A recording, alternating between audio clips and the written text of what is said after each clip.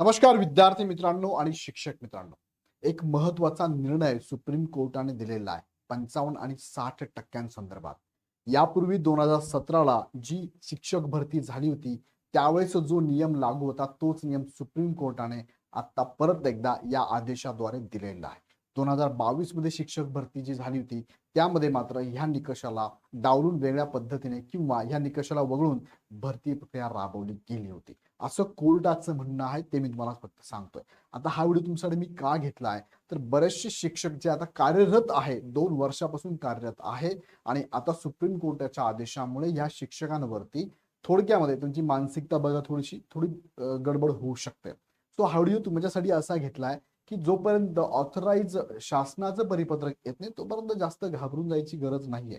बघा सुप्रीम कोर्टाचा निर्णय आहे तो अंतिम आहे, तो आपण सगळ्यांनी तटस्थपणे मान्य करावाच लागणार आहे आणि आहे तो खरंच आहे. सो त्यावरती मी तुम्हाला यापूर्वी सुद्धा बऱ्याचशा गोष्टींची व्हिडिओ घेतलेले आहेत. आता काही विद्यार्थी म्हणतात की सर तुम्ही पूर्वी मागासवर्गीयांसाठी तुम्ही बोलत नव्हते. बघा विद्यार्थी मित्रांनो, मी जी तुम्हाला इन्फॉर्मेशन देत असतो ना ती माहिती तुम्हाला विथ प्रूफ दाखवतो. सरकारचं संबंधित डिपार्टमेंटचं कोर्टाचं काय म्हणणं असतं ते तुम्हाला मी सांगत असतो. आता यावरती जसं मांढरे साहेबांनी जी शिक्षक भरती 2022 मध्ये केली त्यामध्ये मात्र हा नियम त्यांनी सांगितला होता की पूर्वमधून मुख्य जाताना जो एमपीएससीचा नियम आहे जनरली असतो की पूर्वमधून मुख्यला जात असताना तुम्हाला पूर्वला जर ओपनचे मार्क पडत असेल कट ऑफ मध्ये तर तुमचा विचार आम्ही ओपनच्या जागांसाठी करू. तो नियम त्यांनी इथे लावला होता. पण आता एनसीटीचे नियम हे सगळं जर बघितले तर सुप्रीम कोर्टाचं म्हणणं आहे ही पात्रता परीक्षा आहे आणि तुमची जी एमपीएससीची असते ती चाळणी परीक्षा असते. सो यामध्ये फरक आहे. इथे फक्त पात्र व्हायचं विद्यार्थ्यांना, पात्र होऊन त्यांना रिंगणात यायचं आहे. सो या सगळे निकष मी ऑलरेडी पाठीमागच्या व्हिडिओत सांगितलेले आहे. पण हा व्हिडिओ मी परत एकदा माहिती याच्यासाठी दिली की काही विद्यार्थी किंवा काही शिक्षक पण म्हणतात की सर याबद्दल तुम्ही बोलत नव्हते. मी तटस्थपणे बोलत असतो. जी खरी माहिती आहे जे आहे ते तुम्हाला सांगत असतो. कधी कधी माणूस म्हणून माझ्याकडून चुका होतही असतील, तुम्ही सांगितल्यानंतर मी मान्यही करत असतो. सो हा व्हिडिओ मी घेतोय.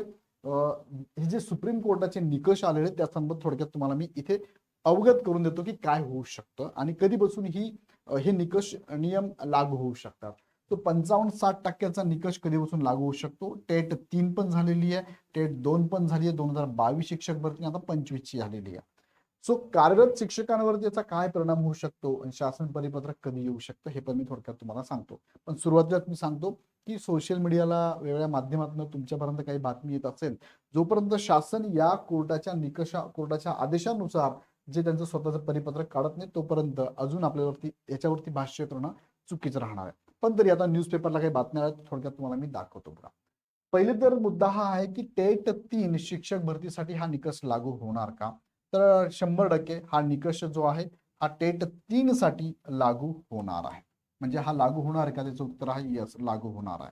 म्हणजे आता इथे जी शिक्षक भरती तुमची होणार आहे, पवित्र पोर्टलला आता रजिस्ट्रेशन तुमचं जानेवारीमध्ये झालेलं आहे. पवित्र पोर्टलला आता ऍड येईल. ऍड आल्यानंतर इथे तुम्हाला ऍड मध्ये मेन्शन करत असताना तुमचा सगळ्यांचाच विचार म्हणजे बघा, काहींना टीईटीला किंवा सीटीईटीला जे मार्क आहेत 82 पासून पुढे असतील अशा सगळ्याच उमेदवारांना बघा, ओपन मधनं असाल तर तुम्हाला 90 प्लस लागतात, बरोबर की नाही, यानुसार. सो इथे सगळ्याच उमेदवारांना इथे ओपनच्या जागासाठी विचार केला जाणार आहे, जो की पाठीमागचा नियम होता की केला जात नव्हता. तो 2025 ची जी टेट 3 झाली त्याच्या आगे जी शिक्षक भरती होणार आहे यासाठी विद्यार्थ्यांना हा नवीन निकष 100% लागू होणार आहे, कारण सुप्रीम कोर्टाचा हा आदेश आहे. पात्रता कधीची हवी मात्र यासाठी तुम्ही म्हणाल की सर आता रिसेंटली सीडी किंवा टीडी पास आउट झालोय मी, ती चालेल का त्यासाठी? तर नाही. त्यासाठी तुम्ही बघा पाठीमागचं परिपत्रक बघा, टेट 3 ला फॉर्म कधी भरला होता तुम्ही आणि त्यावेळेस तुम्हाला टीईटी किंवा साठी पात्रता कधीची हवी होती. सो फॉर्म जेव्हा तुम्ही भरला 2025 मध्ये टीईटी टेट तुम्ही दिलेली आहे आणि या टेटचा फॉर्म भरण्याचा मी फक्त आता पहिलं परिपत्रक दाखवतो तुम्हाला. बघा, नंतर एक्सटेंड होत असेल ती तो सोडून देतो मुद्दा. 10/5 पर्यंत किंवा टेटचा जो फॉर्म तुम्ही भरला होता ही टेट तिसरी होती, बरोबर की नाही? टेट तिसरी आहे आणि याचा फॉर्म भरताना तुम्ही जी लास्ट डेट होती त्या डेट पर्यंतच तुम्हाला टीईटी किंवा सीडी क्वालिफाईडचे मार्क लागतील. लक्षात घ्या, नवीन मार्क तिथे अपडेट करता येणार नाही, ते गृहीत धरले जाणार नाही. यापूर्वी पण मी व्हिडिओ घेतलेला आहे. सो टेट तिसरी 2025च्या शिक्षक भरतीमध्ये हा निकष लागू होणार आहे. आता एक महत्वाचा मुद्दा येतो की टेट 2 साठीचे शिक्षक भरतीसाठी हा निकष लागू होणार का? आता याची बातमी आली बघा, लोकसत्ता न्यूजपेपरने बातमी दिली आहे. हा खूप ऑथराइज न्यूजपेपर म्हणून आपण याच्याकडे बघत असतो. त्यात बातमी अशी आहे की शिक्षक निवडीची नवी यादी करा, सर्वोच्च न्यायालयाचे आदेश, गुणवंतांना सर्वसाधारणचा मार्ग खुला, अशी बातमी आली. ही सगळी बातमी वाचलेली आहे. यामध्ये पण त्यांनी तेच सांगितलेलं आहे की जो कोर्टाचा आदेश आलेला आहे, ह्या आदेशानुसार आता तुम्हाला काय करावं लागणार आहे, तर कोर्टाच्या आदेशानुसार तुम्हाला जी शिक्षक भरती 2022 ची झाली, शिक्षक भरती 2022 झाली, ह्या 22 मध्ये मात्र विचार केला गेला होता कुणाचा, फक्त कॅटेगरीच्या अशा उमेदवारांचा ज्यांना टीईटी दिला 82-89 दरम्यान मार्क, त्यांना ओपनची जागा दिल्याच नव्हत्या. त्यामुळे झालं काय होतं, ओपनचा कट ऑफ खूप कमी लागला आणि कॅटेगरीचा कट ऑफ जास्त लागला होता. तर कोर्टाच्या निर्देशानुसार आता मात्र ह्या याद्या ज्या आहेत, निवड याद्या, त्याला मी निवड याद्या म्हणतो, निवड याद्या ही परत आता काय करणार आहे, नव्याने बनवावे लागणार आहे, नव्याने तयार कराव्या लागणार आहे, तयार कराव्या लागणार आहे. असं सुरुवातीला ह्या न्यायालयाच्या आदेशाचा एक अर्थ निघतो, म्हणजे सुप्रीम कोर्टाचा, की 2022 ला तुम्ही अशा, आता अर्थात ही जी केस स्टँड होती ती 2022च्या अगेन्स्टच होती, 2022च्या निकालाच्या अगेन्स्ट किंवा नियुक्तीच्या अगेन्स्टच होती. तो साहजिक आहे, त्या याचिकाकर्ते जे होते त्या सगळ्यांचं म्हणणं हेच होतं की 2022 मध्ये आमचा अशा प्रकारे आमच्यावरती अन्याय झालेला आहे. तो सुप्रीम कोर्टाने जो निर्णय दिलेला आहे तो साहजिक आहे हा 2022च्या या भरतीसाठी लागू होणारच आहे. आता अर्थात मी ठामपणे बोलतोय, पेपरला आलेलं आहे, कोर्टाचं म्हणणं आहे, सोशल मीडिया पण मध्ये आहेत, या संदर्भात मात्र तथ्य आणि खरं 100% हे आता सरकारकडनं परिपत्रक येणं गरजेचं आहे. शिक्षण विभाग असू दे किंवा सरकार असू दे, यावर परिपत्रक 100% काढेल. पण इनिशियल लेवलला जेव्हा न्यूजपेपरला, सोशल मीडियाला आणि आपण कोर्टाचा निकाल जर बघितला तर इथे असं समोर येतं की 2022च्या याद्या मात्र रिवाईज होणार.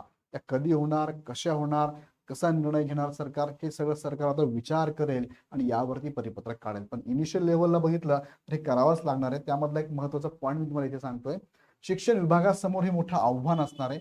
2022च्या निवड याद्यांतील हजारो शिक्षक सध्या 2 वर्ष कार्यरत आहे. तुम्हाला माहितीच आहे, 2 वर्षापासून हे कार्यरत आहे शिक्षण सेवक म्हणून. 1च वर्ष त्यांचं खरं म्हणजे आता बाकी असणार आहे. त्यामुळे शिक्षण विभागासमोर आता सर्व याद्या पुन्हा तयार करण्याचे मोठे प्रशासकीय आव्हान उभे राहिले आहे. तसेच या निर्णयाची अंमलबजावणी झाल्यास आता कशा पद्धतीने अंमलबजावणी करतात हे सरकार आणि शिक्षण विभाग ठरवेलच. पण जसं अंमलबजावणी होईल तसं राज्यातील सुमारे 5 ते 6 हजार कार्यरत शिक्षकांना यादी बाहेर जावा लागण्याची शक्यता व्यक्त होत आहे. काही जणांच्या लोकेशन बदलू शकतं, तुमच्या प्रेफरन्सनुसार तुम्हाला जे आता शाळा मिळाली आहे, संस्था मिळाली असेल, कदाचित आता नव्याने याद्या जर तयार केल्या तर कदाचित तुमचं लोकेशन बदलू शकतं. काही जणांचं संस्था दुसरी संस्था, दुसरं झेडपी, दुसरं जिल्हा होऊ शकतो. काहींच्या बाबतीत मात्र असं होणार की ते या निवड यादीतनच बाहेर पडणार आहे. सुमारे असे 5 ते 6 हजार कार्यशिक्षक असू शकतात, हा इनिशियल अंदाज आहे. सो लगेच तुम्ही मीच असणार आहे असं असं नाहीये, हा इनिशियल अंदाज आहे. सो ऑफिशियली नोटिफिकेशन आपल्या शिक्षण विभागाकडनं येईल तेव्हा ते ठरलंच. पण सध्या तरी जे तथ्य आहे, जे खरं आहे, ते तुमच्या समोर मी पण मांडतोय की इथे ह्या याद्या 2022च्या, मी कालच्या व्हिडिओमध्ये बोललो होतो की कोर्टाच्या निकषामध्ये असं काही नाहीये. पण जर परत एकदा अभ्यास केला त्या कोर्टाच्या निकालाचा तर साहजिक याचिकाकर्त्यांनी जी याचिका टाकली ती 2022च्या अगेन्स्टच टाकलेली आहे. सो त्यांच्यावरती अन्याय झाला आणि कोर्टाने त्या अन्यायाच्या अगेन्स्ट निर्देश किंवा आदेश दिले असेल तर त्या त्या 2022च्या याद्या तुम्हाला रिवाईज कराव्याच लागणार आहे. सो 2022च्या याद्या रिवाईज होतील आणि त्या आता कशा होतील, फार किचकट प्रोसेस असणार आहे. खूपच याच्यात अभ्यास करावा लागणार आहे. सरकारला, शिक्षण विभागाला खूप बसून याच्यावरती विचार करावा लागणार आहे. कुणावरती सुद्धा अन्याय होणार याची पण काळजी घ्यावी लागणार आहे, नाही तर परत कोर्ट केसेस वगैरे चालत राहणार आहे. सो विद्यार्थी मित्रांनो आणि शिक्षक मित्रांनो, आता हा कोर्टाचा जो आदेश आला आहे, हा नियम जो आहे 55-60% ज्या पद्धतीने काल समजून सांगितलाय, बघितला नसेल एकदा बघून घ्या, डिटेलमध्ये सांगितलेला आहे.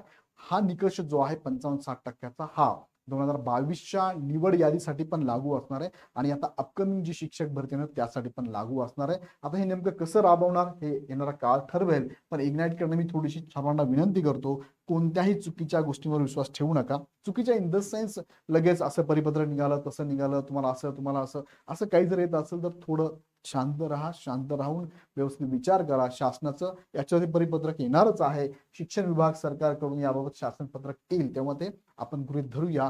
होणार काय, मी तुम्हाला सांगितलं काही शिक्षकांच्या जागा बदलणार, इकडे तिकडे होणार आहे, असं होऊ शकतं. मी शक्यता बोलतो आहे. मी बोलतो म्हणजे सरकार बोलतोय असं मला म्हणायचंच नाही.